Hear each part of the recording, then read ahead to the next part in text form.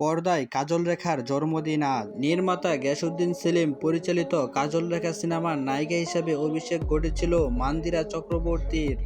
গত ঈদে এই সিনেমা নিয়ে বেশ আলোচিত হয়েছিল নবাগত এই নায়িকা।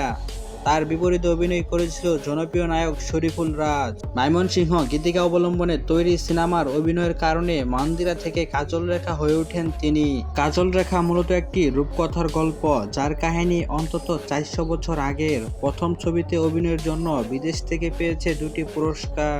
আজ পর্দার কাজল রেখার জন্মদিন। বর্তমানে যুক্তরাষ্ট্রে অবস্থান করেছেন মন্দিরা চক্রবর্তী, সেখানেই জন্মদিন উদযাপন করেছেন এই নায়িকা। সামাজিক যোগাযোগ মাধ্যমে বিশেষ দিনের ছবিও পোস্ট করেছেন অভিনেত্রী।